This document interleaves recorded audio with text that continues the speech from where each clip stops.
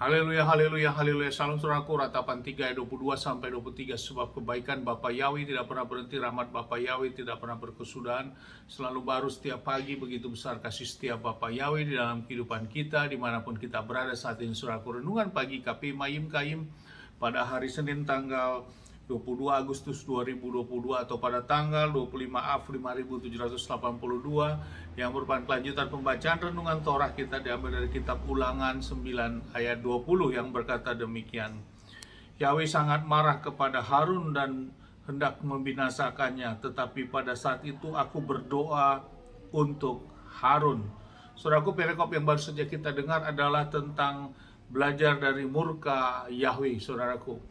Dalam perjalanan bangsa Israel selama 40 tahun ini, saudaraku, banyak Bapa Yahweh sudah memberikan mukjizat yang hebat, luar biasa dan sangat dahsyat yang tidak pernah terjadi di muka bumi ini, saudaraku. Dan ini yang terjadi. Dan itu disaksikan oleh bangsa Israel pada waktu itu dengan mata mereka sendiri, saudaraku. Dengan telinga mereka sendiri mendengarkannya dan menyaksikannya. Dan mereka juga mendapatkan berkat lewat mana, saudaraku, dan perlindungan Bapa yang sempurna. Namun saudaraku, dalam perjalanan ini bangsa ini adalah memiliki suatu karakter sebagai bangsa yang tegar tengkuk, itu yang menjadi suatu istilah yang diberikan kepada Bapa Yahweh, saudaraku. Artinya orang tegar tengkuk hampir sama seperti orang bebal. Demikian, saudaraku, apa yang sudah Bapa perintahkan mereka cepat untuk berpaling lagi, untuk tidak melakukannya, saudaraku. Hal ini terjadi sehingga Bapa Yahweh sangat murka terhadap bangsa ini, saudaraku. Dan inilah yang menjadi suatu tanggung jawab Musa, sehingga Musa terus minta agar belas kasihan kepada bangsa ini turun terhadap bangsa ini kepada Bapa Yahweh, saudaraku. Dan terjadilah pada saat itu juga hal yang sama kepada Harun. Bapa Yahweh ingin memusnahkan Harun, saudaraku, sebagai keluarga ataupun orang yang memang bersama Musa selama ini, saudaranya, saudaraku. Tapi oleh karena Musa datang untuk minta pengampunan, saudaraku, dia minta pengampunan kepada Bapa Yahweh agar Musa dan juga bangsa Israel yang lainnya tidak dimusnahkan oleh karena mereka membuat patung lembu emas itu, saudaraku. Dan mereka berpaling menyembah kepada patung lembu emas. Dan inilah suatu sikap Musa, saudaraku, dan permintaan untuk datang kembali sujud menyembah kepada Bapa Yahweh 40 hari 40 malam kembali, saudaraku. Dia datang untuk menyembah, memohon kepada Bapa Yahweh untuk adanya pengampunan. Dan inilah yang terjadi kepada bangsa pilihan ini, saudaraku. Inilah mereka yang disebut bangsa yang tegar tengkuk. Namun mereka memang merupakan suatu bangsa yang sudah dipilih oleh karena dasar dari leluhur mereka, Abraham, Ishak, dan Yakub, dengan adanya perjanjian antara Bapa Yahweh dengan Abraham ini, saudaraku. Dan bangsa ini tetap diizinkan masuk ke tanah Kanaan, saudaraku.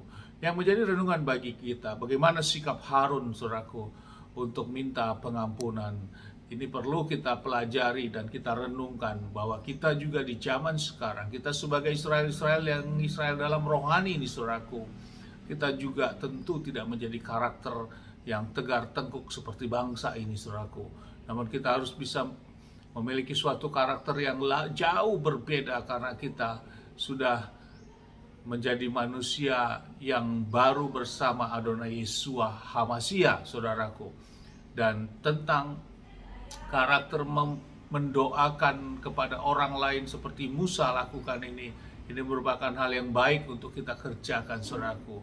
Bila kita mendoakan kepada sesama kita, sama seperti juga Musa mendoakan Harun yang seharusnya Bapa Yahweh akan mencabut nyawanya, namun oleh kerendahan hati, oleh ratapan Musa, oleh sujud sembah Musa, Harun tidak jadi untuk dibinasakan, saudaraku. Dan ini juga hal yang sama tentu masih diizinkan Bapa Yahweh kepada kita saat ini. Dan inilah sikap hati kita.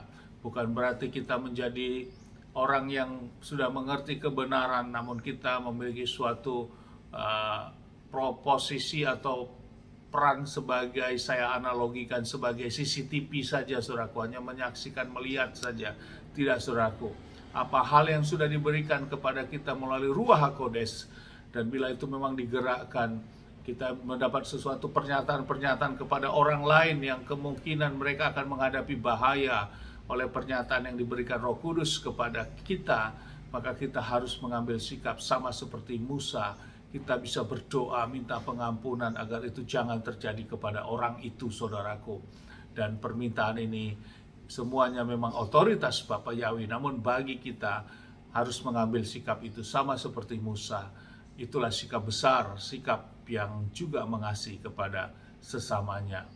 Walaupun Bapa Yahweh sudah menyatakan dia harus binasa, namun oleh sikap Musa ini hal itu tertunda, saudaraku, dan tidak terjadi. Hal yang sama juga tentu bisa terjadi bagi kita di zaman ini, saudaraku, karena kita sudah sama-sama menjadi bagian sebagai akar, yaitu masuk di dalam kehidupan rohani, kehidupan roh, seperti halnya kita sebagai orang-orang Israel rohani saat ini di dalam Adonai Yeshua HaMashiach. Amin. Sukses besar buat kita, maju terus dalam iman. Dari tempat ini saya berdoa Bapak Ibu berkati melindungi kita semua dimanapun kita berada. Bapak Ibu menyinari wajahnya kepada kita, memberikan kita kasih karunia.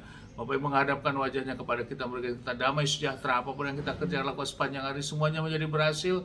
Dan kita orang yang percaya kepada Bapa Yahweh, mau melakukan perintah ketetapan dan melakukan hukum-hukumnya, kita tidak dipermalukan. Dan janji Bapa Yahweh, keselamatan yang pasti hanya bersama iman kita kepada Adonai Yeshua HaMashiach, dialah Mesias kita, Juru Selamat kita, kebangkitan dan kehidupan kita. Amin, haleluya. Shalom, saudaraku.